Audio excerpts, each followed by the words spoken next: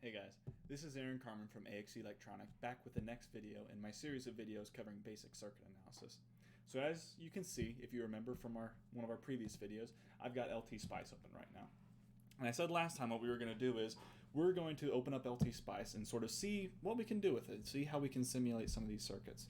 Now there's going to be some good stuff that you learn in here, some kind of obscure stuff that I didn't know about it, but it's really handy to know and that I didn't learn until a few years after I'd started using LTSpice. So I'm going to share this information with you guys today, and I hope you'll learn something out of it. So our objective today is going to be to simulate those capacitive and inductive circuits that we've been looking at and see how they respond in the transient domain. Okay, so as time passes, we want to see how they respond. And we're going to be mainly dealing with the charging and discharging, but we'll also look at a special case. And I'll also answer the question I gave you in the last video about what happens if you have a fully charged inductor and then you open the switch. Okay, so we'll talk about that a little bit more. So the first thing we're going to do is we're going to get LTSpice up and running. So if you don't have LTSpice up and running yet, now's your time to do it. Now what we're going to do, we're still on this home screen, and this is just a home screen. It's not really a schematic, so we're going to come up here and hit New Schematic. Or you can hit Control N if that's what you'd rather do. So I'm going to go ahead and save this because it's better for me to just go ahead and save it. So I'll just say Circuit Analysis 2. Okay, so the first thing that I want to simulate is charging up a capacitor. Okay, so for charging up a capacitor, you'll remember we need a voltage source. So you can press, let me go back, you can press F2, press volt, and then enter. That'll get you your voltage source all ready to go. So we can click that wherever we want it, press escape to get out of that. Now we're also going to need a resistor. So we can press R. Now how are we going to rotate this resistor? Because I want my resistor to be horizontal. Well, the way we can rotate it is pressing Control R, and that's how we rotate it. Okay. So I'm going to put this over here. Okay, so then the next thing we need is a capacitor, and that's something that we haven't talked about yet. So to place a capacitor, super simple. It's exactly like doing a resistor. So a resistor, we press R. For a capacitor, we're just going to press, you guessed it, C. So press C, that'll bring up a capacitor. We can just place it there. Okay? So press escape, we're out of there. Make sure I'm not blocking anything. So we've got ourselves a voltage source, a resistor, and a capacitor. Now what we need to simulate is a switch, right? Because we said that we're only interested in what's happening whenever a switch closes or opens. So we need to simulate a switch. Well, LTSpice has that built in, so we can just press F2, and now we're just going to press SW, and that'll bring us switch. Press enter. Oh, see, I pressed the wrong button. I tried to right click to rotate it, so I'm going to go F2, SW, get a switch again, Control R. That's how you're going to rotate it. So for now, I'm just going to go ahead and press it, and then we'll talk about it. So you can see that there's a couple of terminals on this switch. So you have the two switch terminals, and it's pretty obvious that those are the two that are going to get connected. But then you also have these plus and minus terminals. So the reason you have these is because LTSpice uses what's called a voltage-controlled switch. Okay, so it's called a voltage-controlled switch. So that means we're going to have to apply a voltage to the plus and negative terminals, and then once it gets above a certain value, then it'll close that switch. And if it's below that value, it'll open the switch. Okay, so the simplest thing to do, right, is just going to be to, let's call this -1 ground. Okay, and then let's pull up our voltage source. Just place that here. So we can place it right there. Put this one as ground. Right, so you can see that here we have this ground, we have 0 volts, and we're going to add a voltage rise to it with this voltage source. And we can just connect that here. So we're going to be applying a voltage to this positive terminal, and this negative terminal is going to be kept at 0, so that means that there's going to be a potential difference across that switch, and that's going to cause it to close. Okay? So before we continue on, I'm just going to go ahead and wire everything up. So remember, you press F3 to bring up the wire menu, and you can just click and click to wire everything up. Okay, so I'm just going to go ahead and get everything all nice and wired up. Okay, so now, instead of closing this circuit, I'll show you what I'm going to do. So remember we said anywhere we put these ground flags here, anywhere we put these ground flags, that's going to set that as 0 volts. So all we have to do is just put a bunch of grounds here. Now, putting those grounds there is the exact same thing as connecting all of these together and having just a single ground flag. Okay, but for me, it looks a little bit cleaner if we just have the different ground flags everywhere. Now remember, everywhere that there's a ground flag is shorted together, so keep that in mind. So I'll press F9 to undo. Okay, and now we've got a pretty clean looking schematic. Okay, so we have our voltage source, an R, a C, and a switch. So the first thing I'm going to do is let's go ahead and put 10 for this voltage source, just a 10 volt voltage source. For this R, okay, I want an R of 10,000, okay, but that's pretty big. You know, looking at it, that's just a bunch of zeros. And what if I want, you know, like a 1 million ohm resistor? Okay, then that's a whole lot of zeros. It's hard to tell what it is by just looking at it. So what LTSpice does is that it has built in the suffixes that we're going to need. So it has, it can notice the difference between 10 or 10K. Right? So if I do 10K, that means 10,000, and LTSpice is capable of looking at that and saying, okay, I know that's 10,000 and not a 10 with a K in it. So it's going to see this as 10,000, which is what we want. So this is good for us. So same thing for this capacitor. We could start off with 1 millifarad. So we'll do 1 milli. Okay. So now we've got our voltage source, the resistor, and the capacitor. We haven't really defined anything for this voltage source yet, though. Okay, so we haven't defined anything for this voltage source yet. So here's what I'm going to do. We're going to open this up. Okay. Now, we don't really want a DC value because a DC value means it's either always going to be on or always going to be off. Okay, so we also don't want a series resistance, so let's go ahead and click Advanced. So what we want to see is we want to see this thing be flat and then it just pulses on. So we want it to be flat and then it pulses on and stays on. So what we can do is we can use pulse. Now we have to give it a lot of information for pulse, so I'm going to walk you through what each of these things is. So V initial is going to be the initial voltage. So initially we want this to be 0. Okay? And then on is going to say, okay, we have our initial. What's the voltage whenever it kicks on? So I'm just going to say the voltage is going to be 1 volt when it kicks on. And you know, you'll see why later. T delay, I'm going to say let's just do a 2-second delay, all right, because our simulation starts at 0. So our simulation is going to start at 0. So I'm going to say let's wait 2 seconds for that thing to kick on. So let's wait 2 seconds. All right, now T rise, that's going to say how fast it's going to rise on. So I just want something relatively small because I want it to kick on very quickly. So I'm just going to say let's do a 1. Oh, how can I put microsecond in here? I wanted to do a microsecond, which is 1/millionth of a second, something that's pretty quick. Well, all we have to do is put 1 U.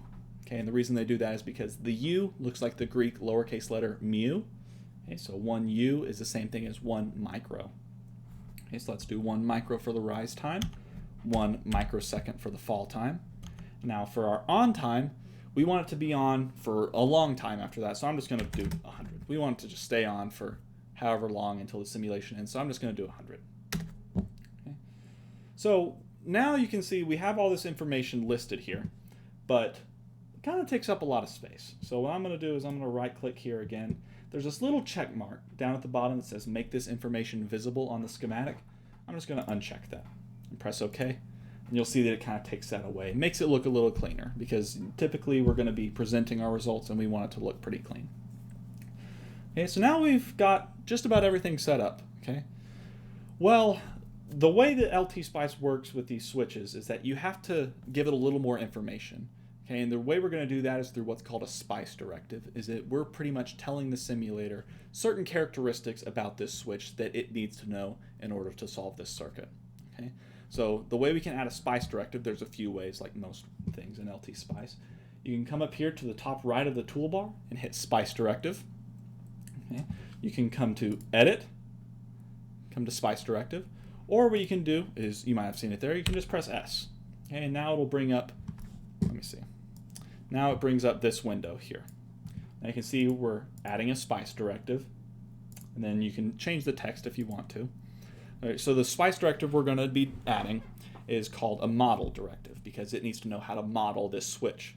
So we're going to do dot model, M-O-D-E-L. Okay, so we're doing dot model space. We need to tell it the name of the switch we're modeling. So SW is the name of this switch. So we're just going to do capital S, capital W.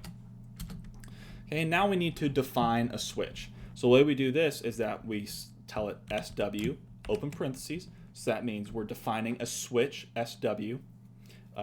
So we're modeling this switch, SW, we called it SW. And we're going to model it with the switch function, SW, open parentheses. First thing we need to tell it is its on resistance. So how much resistance does it give you whenever it's turned on? Now, ideally, you would want this to be equal to 0.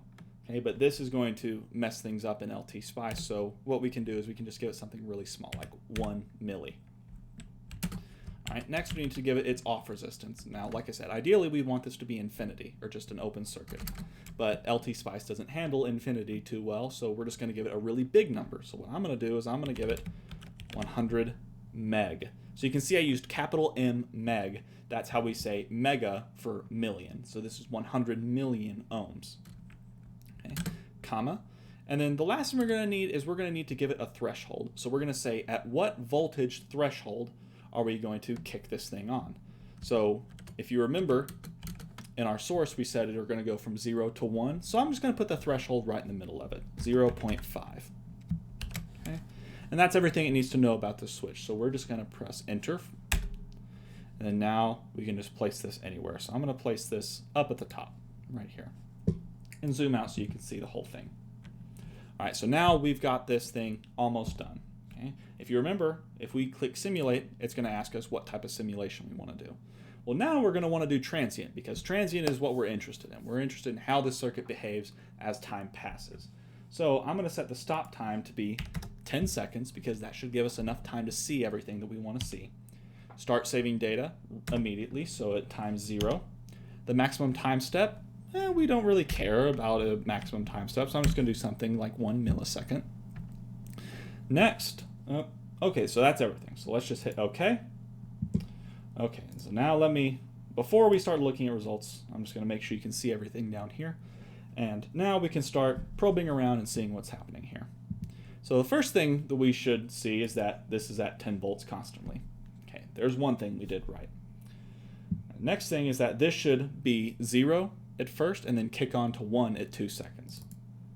Boom. Okay, so it's doing what we expected it. So the voltage sources are both working okay.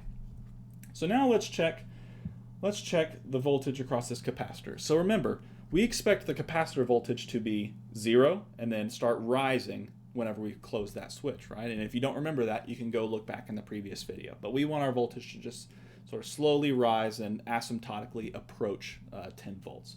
So let's see what it does. Uh-oh. It's just 10 volts all the time. Well, how can that be?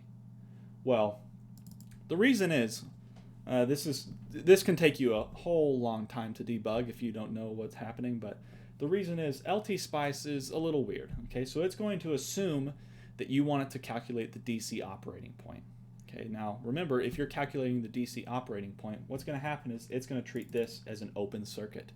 Okay, so whenever it calculates the DC operating point, it's going to say, well, when this is open, we have 100 mega ohms, we have 10K, so it's going to give you just about 10 volts there. Okay, so in order to get around this and see what's going to actually happen, we have to change a couple of things with our simulation. So what we have to change is we have to tell it to skip the initial operating point solution. Okay, so we're going to skip that initial solution. And then another thing we can check is start external DC supply voltages at 0 volts. So what that's going to do is that's going to tell us, all right, we're going to start off with 0 volts and then we're going to kick everything on all at once. So that'll kind of give it the kick it needs to kind of get everything started. So this can typically solve a lot of those problems that you're having. Press OK. You'll see it updated here. Then let's just resimulate. See, so now we have this thing looking more like what we wanted. So you can see that this capacitor, or you can see this voltage is kept constant at 10, and you can see that at 0, it goes from 0 to 10. So it's starting these DC voltages off at 0 and then turning them on. This one is starting off at 0 and then kicking on at 1, or kicking on at 2 seconds to 1 volt. And then this voltage, whenever we close that switch, starts rising. Okay, but we can't really see the whole thing because it's kind of stops and it's still rising over here, so we want to see the whole thing. Well, the way we can do that is we can just decrease this capacitance or decrease the capacity. That'll make it charge faster. Okay, or in other words, that's going to lower the time constant. Okay, so yeah, so that's going to lower the time constant. So let's make this, instead of 1 milli, let's make this maybe 100 micro. And then let's see what happens. So let's re-simulate this. Okay, so now we can kind of see everything that's happening. So you can see at 2 seconds, we kick on, we're starting to charge that capacitor, and it's charging, and then it kind of approaches 10 volts. Okay, so this is kind of what's happening here. So now this is the example for charging up a capacitor. Now let's look at an example of charging up an inductor. Okay, so let's start doing that. So let's start looking at something like that. So I'm going to go ahead and just save this because I don't want to lose my progress, and I'm going to make a new schematic. Okay. Now I want to get rid of all these other pages, so what you can do is you can get to this page, press Control F4, and that'll delete that page. So I'm going to do the same thing with this other one, Control F4. All right. Go ahead and do this one, save as. I'll do Circuit Analysis 3. Okay, so similar to last time, you know what I'm going to do, actually? I'm going to open up that other one that we had. So I'm going to open up Circuit Analysis 2. Let's see, there it is. I'm going to open up this one. And since a lot of the stuff is staying the same, I'm just going to copy all of this. You know, that makes a little bit of sense, right? So what I can do is you can come up here, and you can see here, there's a command on your toolbar called copy. So if you select that, it's going to bring up the 2 duplicated sheets, and then you can select over here, drag, and select everything. Okay, and that's copied it. Now I can just come up here, press Circuit Analysis 3. Boom, we can copy it between sheets. Okay, so now you're not going to have to watch me place everything again. So now all we have to do is we can change this capacitor here with an inductor. So if we press delete, that'll bring up the scissors, delete that capacitor. Now how do we place an inductor? Well, similar to a resistor and a capacitor, all you have to do is press L, and that'll bring up the inductor. Okay. So it doesn't quite fit, so I'm going to have to clean this up just a little bit. Remember, F8 is how you grab, or is how you drag, and then F3 opens up the wire menu. Now let me think of a reasonable value for this inductor. Well, I think a reasonable value might be, let's start off with 1 milli. Okay. So we also need that model statement for the switch, right? Because right now we don't have it. So I'm just going to come over here. Again, I'm going to press copy that model statement, and just bring it over here. Oop. And maybe clean it all up. That way it looks a little bit better. Okay, so now we've got everything looking sort of nice. I can Control F4 this to get rid of it. And now we've already even told it our simulation command. So whenever we hit simulate, it just immediately starts running because we have the command, it has the model, it has everything it needs. All right, so what we can see, same thing is happening as the last time. So this voltage, or this switch, is closing at 2 seconds. We've got 10 volts here, the 10K resistor here. Let's see what's going to happen with this inductor. Well, what are we seeing here? We can see that this inductor, if we can't really see anything here other than this spike. So what we can do is we can press this button up at the top. We click on our trace window, and then click this zoom to rectangle button. And all we have to do here is just zoom into this little area. Okay, we still can't really see anything. Okay, so let's zoom in maybe a little more. Maybe something's happening and it's just taking a really, really short amount of time. Let's just keep on zooming. We'll eventually get to the bottom of what's happening here. So, zoom in. Keep on zooming. Like I said, eventually we're going to see something. All right, so now we're getting in here. Now we're seeing that there is something that's happening right about this time. And what we can see is that this inductor quickly reaches that peak voltage of 10 volts that we said it was going to hit, and then it's dropping back down. So it's dropping down, and it dropped down very quickly because by the time we get to by the time we're getting 2 microseconds out, it's already pretty much done with. And the reason is if you remember, the inductor time constant is not RL, it's L over R. So we have a very small L, 1 millihenry, a very big R, that's going to make a really, really small time constant. Okay, so what I'm going to do here is I'm going to change this resistance to make it a little more interesting. I'm going to make it like 10. Okay, so let's make it 10 and resimulate this. Okay, we're still getting some. Let me make this inductance a little larger. I'll make that 1. Okay, so now we can see something happening. So whenever that switch closes, you can see the inductor voltage is going to jump up because it's going to want to prevent that current flowing, and then it's going to slowly go down. Now remember we said it prevents that current flowing? Let's probe the current and see what happens. Okay, so you can see it starts off at 0, and then whenever that switch closes, it's going to start rising like this.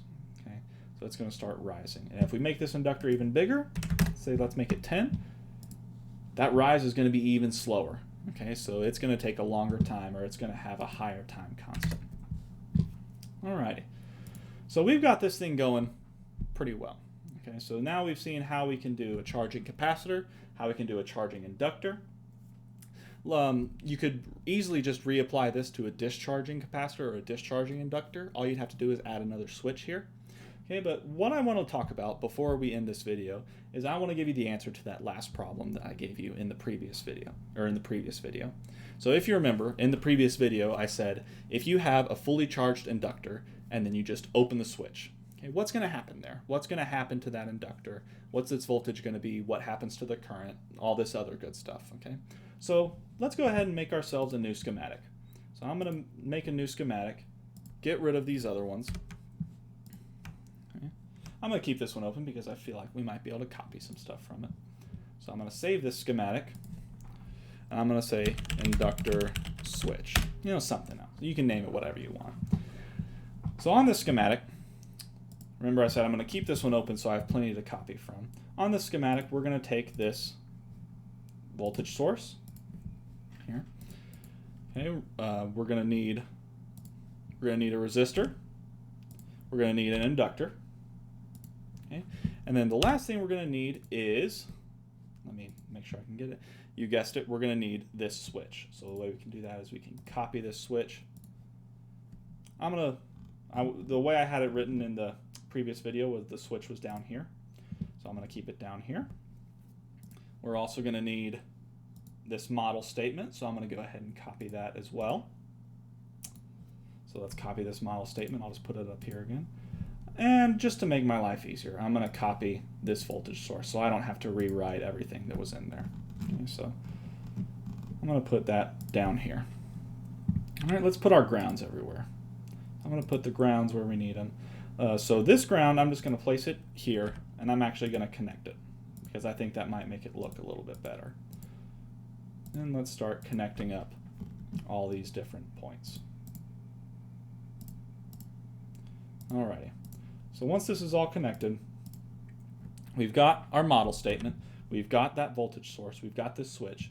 We need to modify this a little bit so that we can replicate this problem, because remember, if we simulate this, let me go ahead and simulate it for 10 seconds, start at 0 and a 1 millisecond, and then we got to remember to click those or else we'll get those bad answers.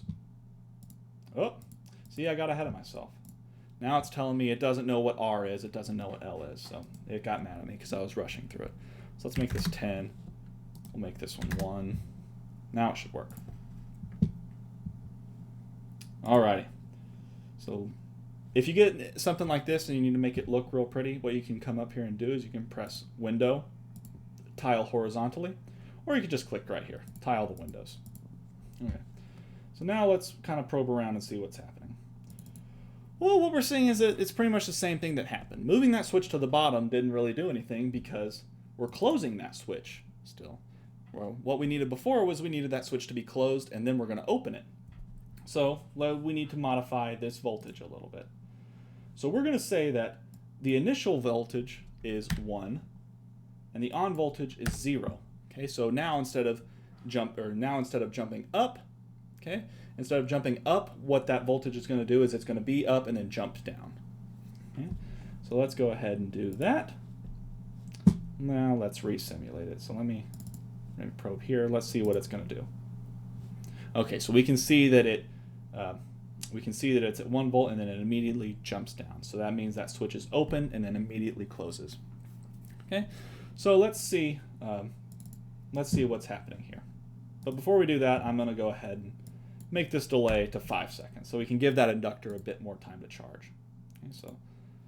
Okay, now we've got this voltage source on and then off, so that means the switch is going to be closed and then open. Okay, so let's look at the current through this inductor. Okay, so the current through this inductor, you can see what it's doing is that it's charging up. Okay, it's charging up, and then by here it's pretty much fully charged. Okay, and then down here it just seems to pretty much jump off. Okay, but now let's look at this voltage here. Wowza, that doesn't look right. Well, I'll tell you the secret. It actually is right. Okay, and I can tell you what's happening here. So this is going to be the answer to this problem because some weird stuff happens whenever you disconnect inductors.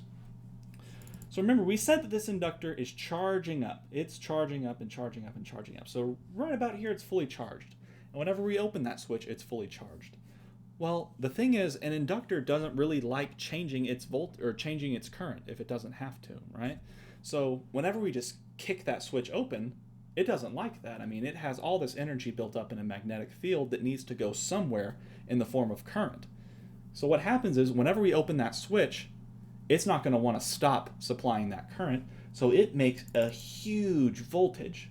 And you can see here the voltage that we have here is like 24 megavolts. That means 24 million volts out of this, we only have a 10 volt supply. So this inductor is making this huge voltage. And this is kind of what you'll see sometimes in things like motors. Okay, so if you have a motor, it's pretty much a big inductor, right? Because a motor runs on magnetism. So if you have this motor and then you just immediately open the switch to the motor, you're going to get this inductor that is going to create a huge, huge, huge voltage here, right? So let's go ahead and probe the voltage across that inductor. Okay, so you can see that initially, that voltage was initially there, was kind of a negligible voltage in the grand scheme of things. Oops. Let me see. Let's get rid of that one. So you can see initially there's a kind of negligible voltage, but then whenever we open that switch, it's going to create that huge, big negative voltage. Okay, and what this is called inductive flyback. Okay, because whenever you have a fully charged inductor or current going through an inductor and you just open a switch, it's going to create this big flyback, and it can even create arcs, sparks, and it can break a lot of your electronics, right? Because if you have a transistor or something else here that can't handle that megavolt spike, okay, then it's probably just going to damage it and break it. So just a little piece of advice here, something you can do is you can use what's called a flyback diode. Now all a flyback diode is that it uses a diode, and remember, if you don't know, a diode is pretty much just a one-way valve for electricity. So it's only going to let electricity flow in one direction. So let me kind of zoom in here so you can see it. It's only going to let electricity flow in one direction. So if we connect this up here this way, across that inductor, okay, it's only going to let current flow upward through this diode. So it's only going to let current flow this way. But whenever this thing is working normally, it's going to block any current from going down. Okay, so whenever it's working normally, that diode pretty much has no effect on the circuit. So you might ask, why do we need it? Well, whenever you flip this circuit open, that inductor is going to try and create a huge voltage, and this pretty much gives it a way for it to bleed that voltage off. Okay, so it's gonna want to continue supplying that current, so it can supply the current through the diode. Okay, and it'll just sort of tire itself out. So it's called a flyback or a freewheeling diode. So you can think of a freewheel. If you have a freewheel, you can't just immediately shut it off. It has to sort of slow down. So it's going to allow this inductor to slow down. So after we added in this diode, let's simulate this one last time and see what happens. Okay.